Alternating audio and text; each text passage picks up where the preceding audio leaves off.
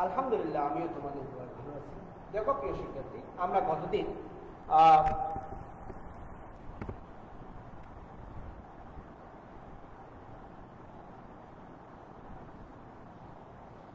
গতদিন ব্যাখ্যার গুণন সম্পর্কে আলোচনা করছিলাম। আজকে আমরা অপারেটর বা ক্যালকুলাস অংশ থেকে একটু আলোচনা করার চেষ্টা করবো। দেখো, আমরা পদার্থবিজ্ঞানে ক্যালকুলাস নিয়ে আলোচনা করব।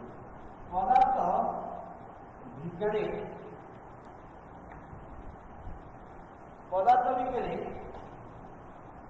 ক্যালকুলাস, দেখো আমাদের এই অধ্যায়টা প্রায় শেষ হতে, আমরা এরপরে কয়েকটা সিম্পল কনসেপ্ট এবং ম্যাথ নিয়ে আলোচনা করব। এরপর আমরা এই অধ্যায়টাকে সমাপ্ত হিসেবে ঘোষণা করব। দেখো প্রিয় শিক্ষার্থী, আমরা এই পদার্থবিজ্ঞানে ক্যালকুলাস নিয়ে আলোচনা করতে গেলে আমাদের প্রথমে যে টপিকটা আলোচনা করতে হয়, দেখো অপারেটর, বাংলায় বলা হয় অপারেটর। বাংলায় এটাকে অপারেটর এটা হয়। অপারেটর মানে কি জিনিস? দেখো, আমরা জানি যে অপারেটর একটি ইংরেজি শব্দ। অপারেটর একটি কি শব্দ? ইংরেজি শব্দ। অপারেটর একটি ইংরেজি শব্দ। এই ইংরেজি শব্দের বাংলা অর্থ হচ্ছে চালক। এই ইংরেজি শব্দের বাংলা অর্থ বা অভিধানিক অর্থ হচ্ছে যে চালক, বা এটার বাংলা অর্থকে আমরা কি বলতে পারি? চালক বা সংগঠক বলতে পারি। সংগঠক বা কার্যকারক। দেখো, এখানে চালক মানে হচ্ছে যে যিনি চালনা করেন, অর্থাৎ অপারেটর হচ্ছে এমন একটি জিনিস যে কি করে চালনা করে, বা এমন একটি জিনিস যে সংগঠক, অর্থাৎ কোনো কিছু গঠন করে বা কোনো কিছুকে অন্য কিছুতে কি করে রূপান্তর করার ক্ষমতা রাখে, সেটাকে আমরা বলি অপারেটর বা চালক। কিন্তু বিজ্ঞানের ভাষায় এটাকে অপারেটরকে একটি প্রতীক হিসেবে কি করা হয়? চিহ্নিত করা হয়। অর্থাৎ বিজ্ঞানের ভাষায় অপারেটরকে আমরা একটি প্রতীক বা সংকেত হিসেবে, প্রতীক বা কি হিসেবে চিনব? সংকেত হিসেবে চিনব। কাকে? অপারেটরকে।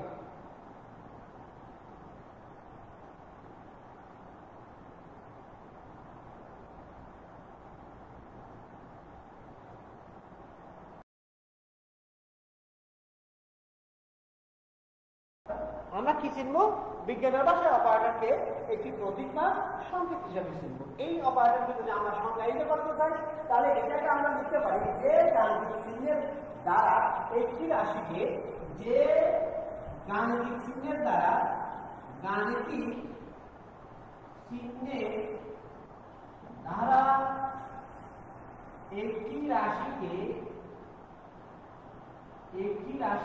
আবার বলতেছি, যে গাণিতিক চিহ্নের দ্বারা একটি রাশিকে অন্য রাশিতে রূপান্তর করা সম্ভব, বা কোন পরিবর্তনশীল রাশির একটি রাশিকে অন্য রাশিতে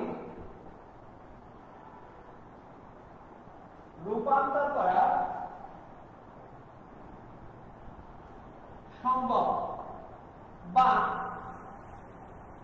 পরিবর্তনশীল রাশি।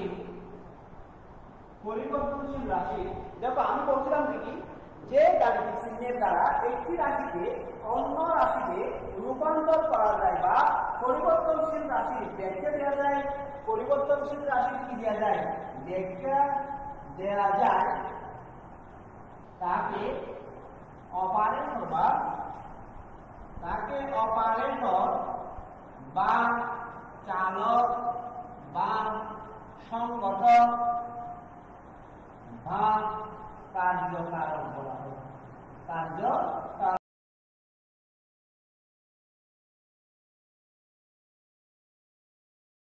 অর্থ আমরা জানি যে কার্যকারক, সংগঠক বা চালক। সেই সংগঠক, কার্যকারক বা চালককে পদার্থবিজ্ঞানের ভাষায় বলা হয় এটি একটি প্রতীক বা সংকেত। এই একটি প্রতীক বা সংকেত যদি অন্য কোনো রাশির সাথে কি করা হয়? সংযুক্ত করে দেওয়া হয়, বা অন্য কোনো রাশির পূর্বে বসানো হয়, তখন সেই রাশিটাকে এই চালক বা অপারেটরটি কি করে দেয়? পরিবর্তন করে দেয়। পরিবর্তনশীল একটি রাশিকে অন্য রাশিতে কি করে দেয়?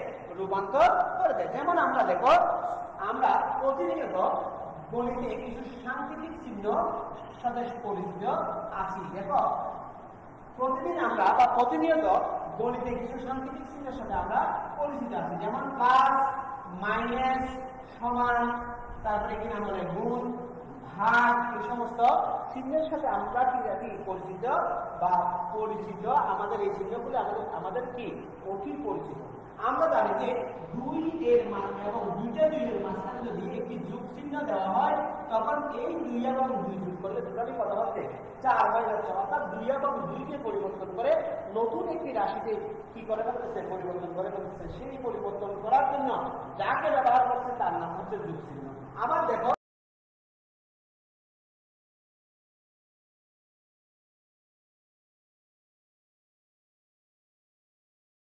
পাওয়ার জন্য আমাদের নতুন একটি চিহ্ন এখানে সংকটক বা কার্যকারক হিসেবে কাজ করছে বা চালক হিসেবে কাজ করছে। সেই চালক বা অপারেটরটির নাম আমরা বলতে পারি মাইনাস। একইভাবে গুণ বা যোগ, বিয়োগ, সমান এই সমস্ত সাংকেতিক চিহ্নগুলি এখানে অপারেটর হিসেবে কাজ করে। যেমন আবার আমরা যখন কোন একটি কোণ, যেমন 90 ডিগ্রি কোণ, এই 90 ডিগ্রি কোণের সামনে যদি সাইন দিই তাহলে এই সাইন 90 ডিগ্রির মান চলে আসবে 1। আবার যদি আমি cos দিই, cos 90 ডিগ্রির মান চলে আসবে 0। আবার যদি আমি tan দিই, tan 90 ডিগ্রির মান চলে আসবে ইনফিনিটি বা অসংজ্ঞায়িত। তার মানে আমরা দেখতেছি যে কতগুলি কোণের সামনে সাইন, কস, সেক এই সমস্ত ত্রিকোণমিতিক অনুপাতগুলি যখন আমরা বসাই তখন এই সাইন, কস, সেক, কট এই ত্রিকোণমিতিক অনুপাতগুলি কোণের মানের কি করে দিচ্ছে, পরিবর্তন করে দিচ্ছে। সুতরাং সাইন, কস, সেক, কট এগুলি এক একটি কি অপারেটর। আবার দেখো আমরা যখন কোন একটি সংখ্যা বা অঙ্কের পূর্বে e1 e স্কয়ার বা আমরা যদি লন বা লব কি দিই, লব দিই, যেমন লব 2, লন 1 বা লব 1। এখানে আমরা দেখতেছি যে এই লব 1, 2 এগুলির পূর্বে স্থাপন করার কারণে বা ই এর উপর 1, 2 দেওয়ার কারণে এগুলির মান কি হয়ে যেতে পারে, পরিবর্তন হয়ে যেতে পারে। তার মানে এখানে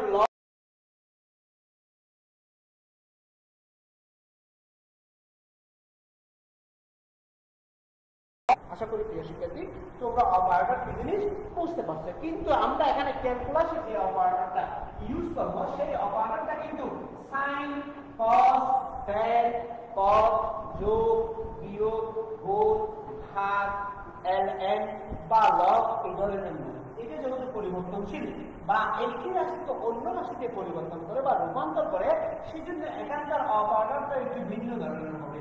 যাতে এখানকার অপারেটরটাকে ddx বা ddt বা ddu বা ddv এভাবে কি করা হয়, প্রকাশ করা হয়। ঠিক আছে, ক্যালকুলাস একটি অপারেটর হিসেবে চিহ্নিত। এই অপারেটরটা এক ধরনের প্রতীক।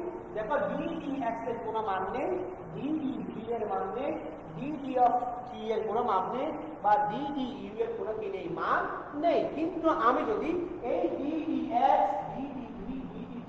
ddu এগুলি যদি অন্য কোন রাশির সামনে বসাই তখন সেই রাশিটা পরিবর্তন হয়ে যায়। যেমন দেখো আমি যদি ddx of x to the power n লিখি তাহলে এই x to the power n K x এর সাপেক্ষে পরিবর্তন করব। পরিবর্তন করলে কি পাবো, n into x to the power n minus 1 পাবো। n into x to the power কি পাবো, n minus 1 পাবো। বা আমরা যদি ddx of sin theta অর্থাৎ x এর সাপেক্ষে থিটাকে পরিবর্তন ঘটাই তাহলে আমরা পাবো এখানে ddx of sin theta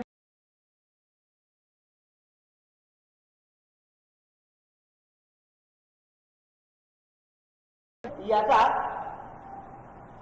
কি হয়ে যাবে, কস্টিতে রূপান্তরিত হয়ে যাবে। তার মানে আমরা দেখতেছি যে অপারেটর হচ্ছে এমন একটা কি পরিবর্তক বলতে পারি, আমি রূপান্তরক বলতে পারি বা এক কথায় সংগঠক বা চালক বলতে পারি, যেটা অন্যজনকে পরিবর্তন ঘটাতে সহায়তা করে বা পরিবর্তন ঘটাতে বাধ্য করে। সুতরাং আশা করি তোমরা ক্যালকুলাসে অপারেটর কি জিনিস বুঝতে পারছো। এখন আমরা এই অপারেটরটা যদি জানতে পারি তাহলে আমাকে অপারেটরটা প্রয়োগ করার জন্য ক্যালকুলাস কি জিনিস সেটাও আমাকে কি করতে হবে, জানতে হবে। ক্যালকুলাস জানার আগে আমাকে আরো কিছু জিনিস জানতে হবে, সেটা হচ্ছে চলক, স্বাধীন চলক, অধীন চলক। আমরা চলক নবম দশম শ্রেণীতে পড়েছিলাম।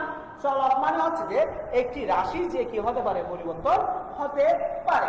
অর্থাৎ পদার্থবিজ্ঞানে এমন কিছু জিনিস রয়েছে, এমন কিছু সংখ্যা রয়েছে যে সংখ্যাগুলো কি হতে পারে, মান পরিবর্তন হয়ে এক রাশি থেকে অন্য রাশিতে কি হয়ে যায়, রূপান্তরিত হয়ে যায়। বা এমন কিছু সংখ্যা বা এমন কিছু কি বলে গাণিতিক টার্ম বা পদ থাকে যেগুলি সময়ের সাথে সাথে পরিবর্তনশীল হয়। অর্থাৎ যে সমস্ত পদ, যে সমস্ত রাশি সময়ের সাথে সাথে পরিবর্তন হতে পারে,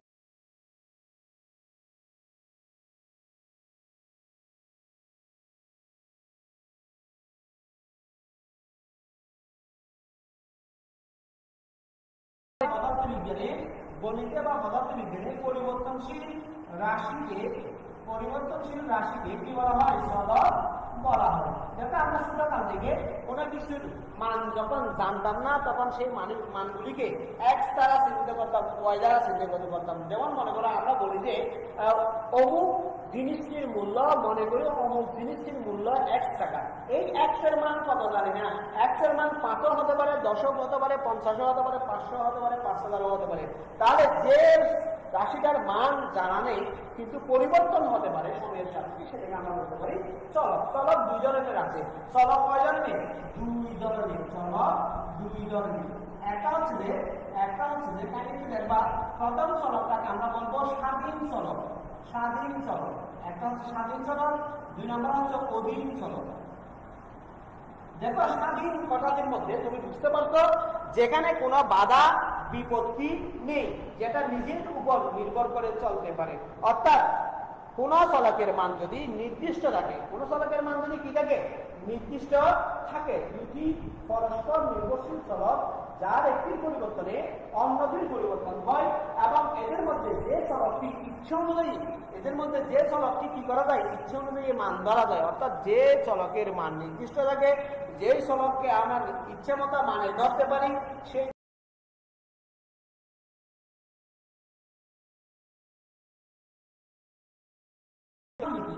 f of x equal x square plus 2। এখানে দেখো f of x কে যদি আমি y দ্বারা চিহ্নিত করি, y সমান x square plus 2। এখন তাইলে দেখো যদি x এর মান 0 কল্পনা করি তাহলে y সমান আসবে 2। x এর মান যদি 1 কল্পনা করি y সমান আসবে কত, এককে 1 একা যোগ করলে 2 যোগ করলে 3 হবে।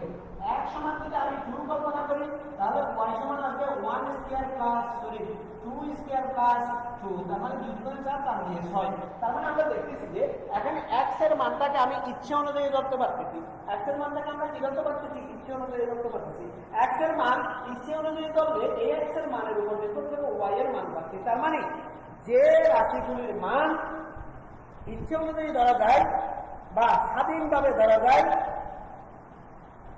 সেই রাশিগুলিকে আমরা বলবো স্বাধীন চলক। সেই রাশিগুলিকে আমরা কি বলবো, স্বাধীন চলক বলবো। আর এই রাশিগুলির মানের উপর ভিত্তি করে যদি দ্বিতীয় কোনো চলকের মান পাওয়া যায় বা দ্বিতীয় কোনো চলকের মান নির্ভর করে, তখন সেই চলকগুলিকে বলবো অধীন চলক। আমরা এই ফাংশনটার মধ্যে বলতে পারতেছি যে y এর মান x এর মানের উপর নির্ভর করতেছে। অর্থাৎ x এর নির্দিষ্ট কতগুলো মানের জন্য আমরা y এর ভিন্ন ভিন্ন মান পাচ্ছি। সুতরাং x কে বলবো স্বাধীন চলক, y কে বলবো কি, অধীন চলক। তাহলে এখন আমি ক্যালকুলাস পদ্ধতি সংজ্ঞায়িত করতে চাই। তার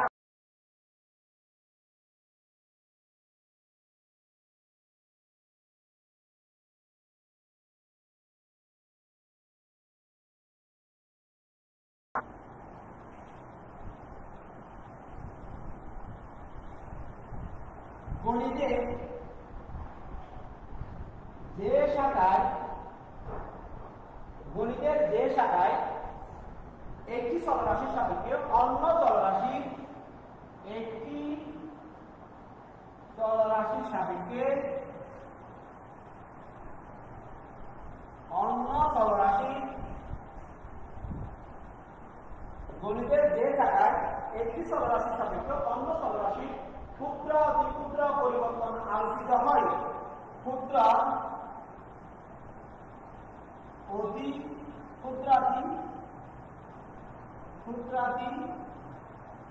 ক্ষুদ্র পরিবর্তন নিয়ে আলোচনা করা হয় আলোচনা করা হয় তাকে ক্যালকুলাস বলে। তাকে কি বলে? ক্যালকুলাস বলে। আবার বলতেছি, যেটা আমি বলছিলাম যে এই ক্যালকুলাসটা মূলত চলকের উপর নির্ভর করে। এই চলকটা কি জিনিস সেটা আমরা বলছিলাম। চলক মানে হচ্ছে এমন একটা রাশি যে রাশির সময়ের সাপেক্ষে মানের কি হয়, পরিবর্তন হয়, সেটাকে আমরা বলছিলাম কি চলক বলছিলাম। চলক দুই ধরনের বলছিলাম, একটা স্বাধীন চলক, একটা অধীন চলক। স্বাধীন চলক কাকে বলছিলাম? যে চলকের মান ইচ্ছে অনুযায়ী ধরে নেওয়া যায় সেই চলককে আমরা বলবো স্বাধীন চলক। এবং অধীন চলক বলছিলাম এই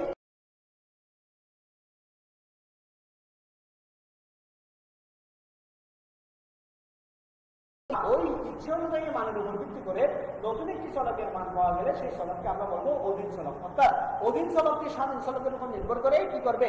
কাজ করবে। অধীন চলক স্বাধীন চলক ছাড়া কি করতে পারবে না? কাজ করতে পারবে না।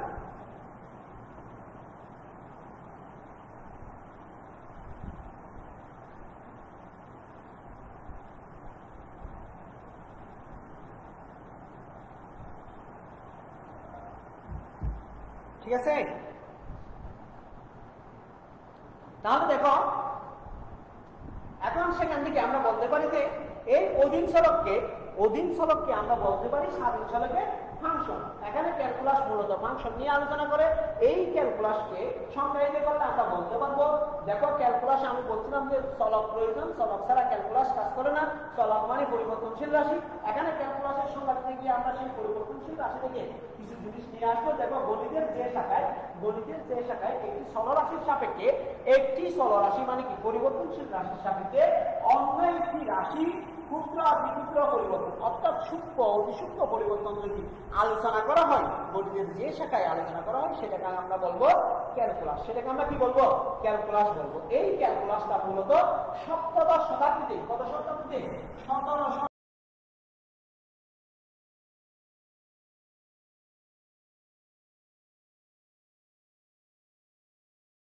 নিউটন এবং বিজ্ঞানী লিবনিজ,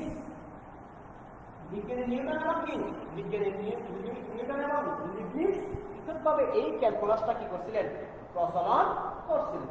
প্রিয় শিক্ষার্থী, আশা করি তোমরা ক্যালকুলাস বুঝতে পারছো। এখন আমরা ক্যালকুলাসের প্রকারভেদ নিয়ে আলোচনা করব। ক্যালকুলাস দুই ধরনের। ক্যালকুলাস কয় ধরনের? দুই ধরনের। ক্যালকুলাস মূলত দুই ধরনের। ক্যালকুলাস দুই প্রকার। ক্যালকুলাস কয় প্রকার? দুই প্রকার। একটা হচ্ছে ডিফারেনশিয়াল ক্যালকুলাস, ডিফারেনশিয়াল ক্যালকুলাস। আরেকটা হচ্ছে ইন্টিগ্রাল ক্যালকুলাস, ইন্টিগ্রাল ক্যালকুলাস। যেটা আমি দুই ধরনের ক্যালকুলাসের কথা বললাম, একটা হচ্ছে ডিফারেনশিয়াল ক্যালকুলাস, আরেকটা হচ্ছে কি ইন্টিগ্রাল ক্যালকুলাস। ডিফারেনশিয়াল ক্যালকুলাস হচ্ছে কোন একটি রাশির পরিবর্তনের হার আলোচনা করবো, অর্থাৎ ক্ষুদ্র অতি ক্ষুদ্র পরিবর্তনের হার আলোচনা করবে। যেমন মনে করো একটা বৃহৎ রাশি, সেই বৃহৎ রাশির সূক্ষ্ম অতি সূক্ষ্ম পরিবর্তন, মনে করো 0.001% বা আরো ছোট পরিবর্তন যে ক্যালকুলাসে যে অংশে আলোচনা করা হয় সেটাকে আমরা বলবো ডিফারেনশিয়াল ক্যালকুলাস। বা একটি রাশির পরিবর্তনের হার, অর্থাৎ কতটুকু বৃদ্ধি পাচ্ছে, কতটুকু হ্রাস পাচ্ছে, কতটুকু কমে যাচ্ছে, কতটুকু বেড়ে যাচ্ছে, এই জিনিসটা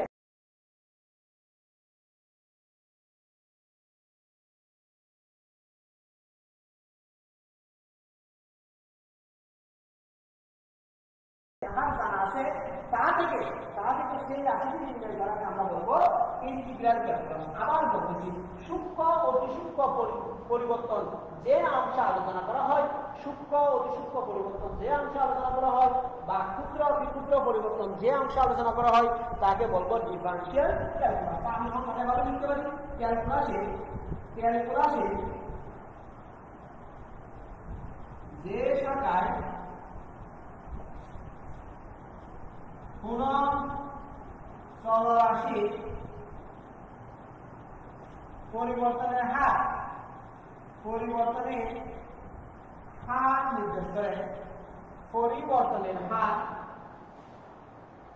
নির্দেশ করে, বা আলোচনা করে তাকে বলবো ডিফারেনশিয়াল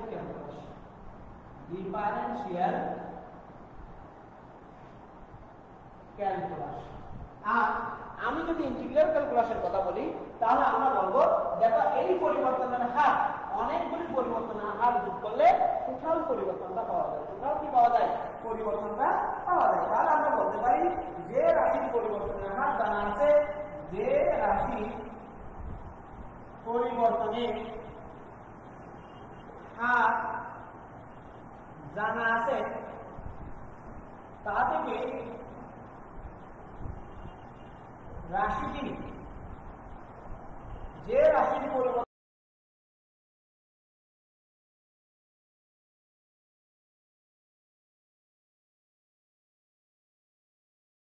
ইন্টিগ্রাল ক্যালকুলাস বলা হয়। ইন্টিগ্রাল ক্যালকুলাস বলা হয়। বুঝা গেছে? আবার বলতেছি, পরিবর্তনের হার নির্দেশ করলে বলবো ডিফারেনশিয়াল ক্যালকুলাস, আর পরিবর্তনের হার থেকে যদি টোটাল রাশিটা বের করতে চাই তাহলে সেই টোটাল রাশিটাকে আমরা বলবো কি? Integral calculus. ডিফারেনশিয়াল ক্যালকুলাসের সাহায্যে কোন বক্ররেখার কোন নির্দিষ্ট বিন্দুতে স্পর্শ, তাইলে একটু বোঝার চেষ্টা করবা, শোনার চেষ্টা করবা। আমি লিখতেছিলাম ডিফারেনশিয়াল ক্যালকুলাসের সাহায্যে কোন বক্ররেখার কোন নির্দিষ্ট বিন্দুতে স্পর্শ, তারপরে সরল বা বক্ররেখার ঢাল, চলমান বস্তুর বেগ, ত্বরণ ইত্যাদি নির্ণয় করা যায়। আমি তারপরে একটু লিখে দেখাচ্ছি, কাইন্ডলি দেখবা প্লিজ। ডিফারেনশিয়াল ক্যালকুলাসের সাহায্যে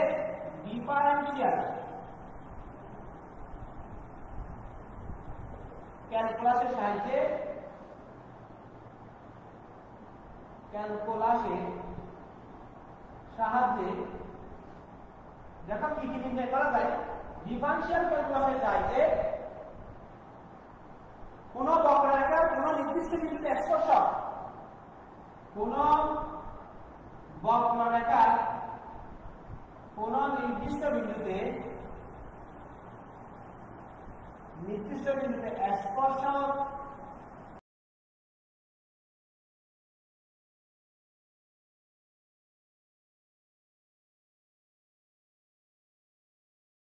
বক্ররেখার ঢাল, চলমান বস্তুর তরঙ্গ, চলমান বস্তুর বেগ, ত্বরণ ইত্যাদি করা যায়, নির্ণয় করা যায়। চলমান বস্তুর বেগ, ত্বরণ ইত্যাদি নির্ণয় করা যায় কিসের সাপেক্ষে? ডিফারেনশিয়াল ক্যালকুলাসের সাপেক্ষে। দেখো এখন ইন্টিগ্রাল ক্যালকুলাসের সাহায্যে কি কি নির্ণয় করা যায়। দেখো ইন্টিগ্রাল ক্যালকুলাসের সাহায্যে যদি আমরা নির্ণয় করতে চাই তাহলে আমরা দেখতে পাবো, আমি এটা মুছে দিচ্ছি, আমি আবার বলতেছি, ডিফারেনশিয়াল ক্যালকুলাসের সাহায্যে আমরা যে জিনিসগুলি নির্ণয় করতে পারি তার মধ্যে থেকে কয়েকটা জিনিসের সাথে কোনো বক্ররেখার কোনো নির্দিষ্ট বিন্দুতে স্পর্শ নির্ণয় করতে পারবো এবং সরল বা বক্ররেখার ঢাল নির্ণয় করতে পারবো। এছাড়াও চলমান বস্তুর বেগ, ত্বরণ ইত্যাদি নির্ণয় করতে পারবো।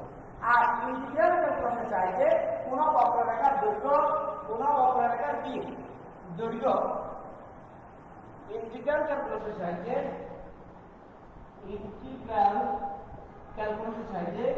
কোন বক্ররেখার দৈর্ঘ্য নির্ণয় করতে পারবো। কোন একটি বক্ররেখা দেখা যাবে, সেই বক্ররেখাতে দৈর্ঘ্য নির্ণয় করতে পারবো। বক্ররেখা দ্বারা আবদ্ধ স্থানের ক্ষেত্রে নির্ণয় করতে পারবো। যদি বক্ররেখা দ্বারা আবদ্ধ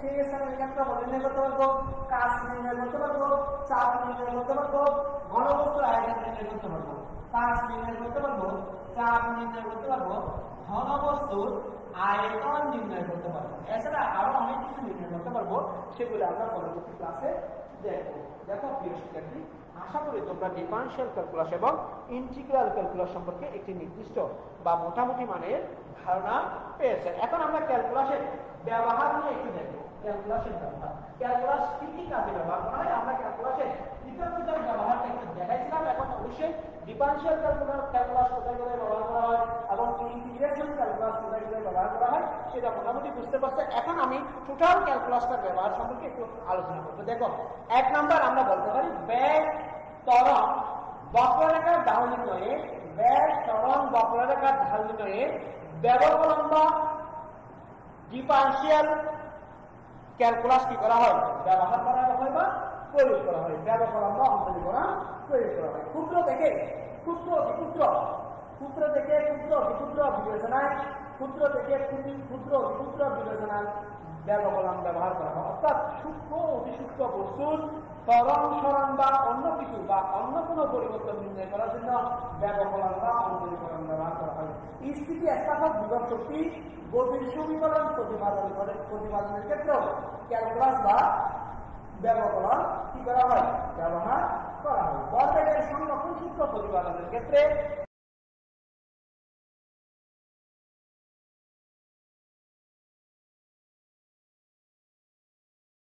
চার্জের শক্তি নির্ণয়ে ব্যবকলন ব্যবহার করা হয়। চার্জের কি নির্ণয়ে, শক্তি নির্ণয়ে ব্যবকলন ব্যবহার করা হয়। এছাড়াও ক্ষেত্রফল, আয়তন, ভরকেন্দ্র, ক্ষেত্রফল, আয়তন, ভরকেন্দ্র, কাজ, চাপ ইত্যাদি হিসাবের জন্য সমাকলন বা যুগজীবন কি করা হয়, ব্যবহার করা হয়।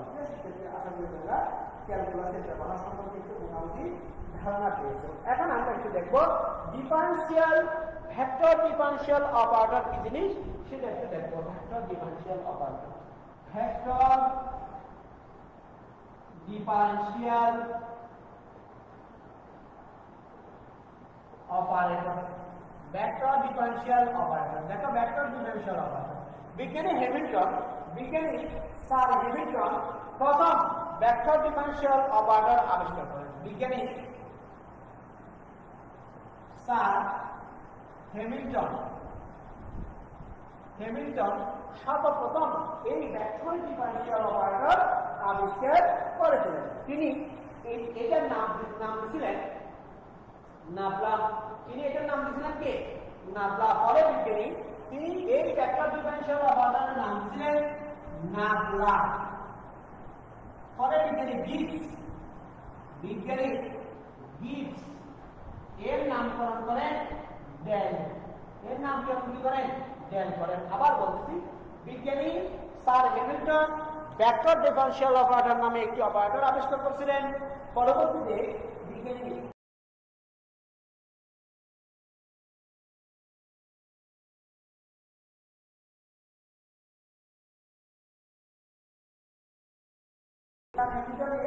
নামকরণ করেছিলেন কে, নাবলা। দেখো প্রিয় শিক্ষার্থী, তারা নাবলা সমান লিখছিলেন nabla equal del del x i plus del del y z plus del del z k. দেখো কোনো একটি ভেক্টর রাশি আমরা জানি বিভিন্ন উপাংশ থাকে, কোনো একটি ভেক্টর রাশিকে বিভিন্ন উপাংশে বিভাজিত করা যায়। এই নাবলা বা ডেল একটি ভেক্টর রাশি, এই নাবলা বা ডেলের বিভিন্ন উপাংশে কি করা যায়, বিভক্ত করা যায়। দেখো এই nabla total x y z বরাবর উপাংশ হবে del del x i plus del del y z plus del del z k. এই নাবলা বা ডেল অপারেটরটি ভেক্টরের মতন আচরণ করবে, সেজন্য এটাকে ভেক্টর ডিফারেন্সিয়াল অপারেটর বলা হয়, ভেক্টর ডিফারেন্সিয়াল অপারেটর বলা হয়। আমি যদি নাবলাকে নাবলার সাথে ডট গুণন করাই, নাবলাকে নাবলার সাথে ডট গুণন করাই বা ডেলকে ডেলের সাথে ডট গুণন করাই, তাহলে আমরা পাবো nabla dot nabla equal del del x i plus del del y z plus del del z k into del del x i plus del del y z plus del del z k. দেখুন আমরা dot গুণন করলে জানি যে I এর সাথে I গুণ হয়, জেড এর সাথে জেড গুণ হয়, কে এর সাথে কে গুণ হয়। তার মানে del del x into del del x i dot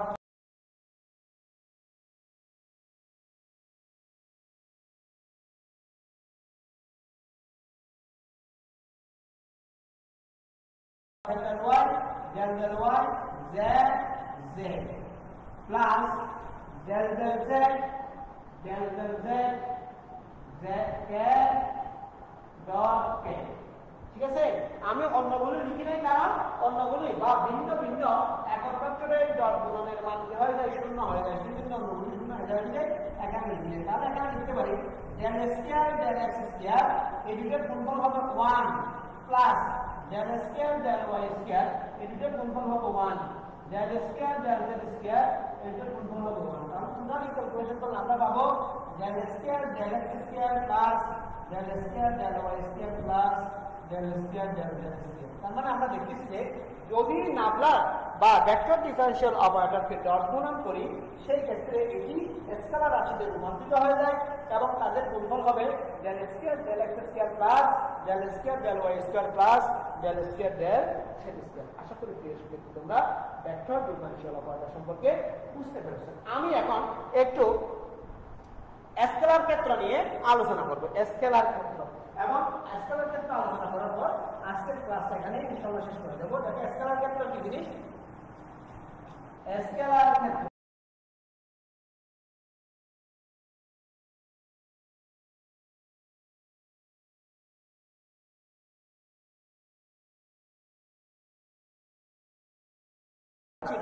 অবস্থিতি সমভাবে বিদ্যমান থাকে। মনে করে এটা একটা ক্ষেত্র, এই ক্ষেত্রের মধ্যে যদি কোনো একটি স্কেলার ফাংশনের উপস্থিতি, স্কেলার ফাংশন মানে সেটাকে আমি এও দিতে পারি, বিও দিতে পারি, ফাইও দিতে পারি, সাইও দিতে পারি, আমার যেটা মনে হয় সেটা দিতে পারি। এটা একটা ক্ষেত্র। এই ক্ষেত্রের সব জায়গায় যদি একটি স্কেলার ফাংশনের উপস্থিতি বিদ্যমান থাকে সমানভাবে, এখানে যেরকম থাকছে এখানেও সেম, এখানেও সেম, এখানেও সেম, সব জায়গায় যদি একটি স্কেলার ফাংশনের বৈশিষ্ট্য বা অবস্থিতি সমভাবে বিদ্যমান থাকে তখন সেই ক্ষেত্রটাকে আমরা বলবো স্কেলার ক্ষেত্র। মনে করলাম এই ক্ষেত্রের মধ্যে একটি স্কেলার ফাংশনকে আমি মনে করলাম ফাই এক্স ওয়াই জেড। এই ফাই এক্স ওয়াই জেড যদি এই ক্ষেত্রটির সব জায়গায় সমভাবে বিদ্যমান থাকে তখন সেটাকে বলবো স্কেলার ক্ষেত্র। আবার বলতেছি, কোন একটি ক্ষেত্রের সকল অংশে যদি একটি স্কেলার ফাংশনের বৈশিষ্ট্য সমভাবে বিদ্যমান থাকে, একটি স্কেলার ফাংশনের উপস্থিতি সমভাবে থাকে তখন সেই ক্ষেত্রকে আমরা বলবো স্কেলার ক্ষেত্র। প্রিয় শিক্ষার্থী, আজকে এই পর্যন্ত তোমাদেরকে নিয়মিত কষ্ট দিচ্ছি। আর যদি ভুল ত্রুটি হয় তাহলে ক্ষমা করে দিও। আসসালামু আলাইকুম ওয়া রাহমাতুল্লাহি ওয়া বারাকাতুহু।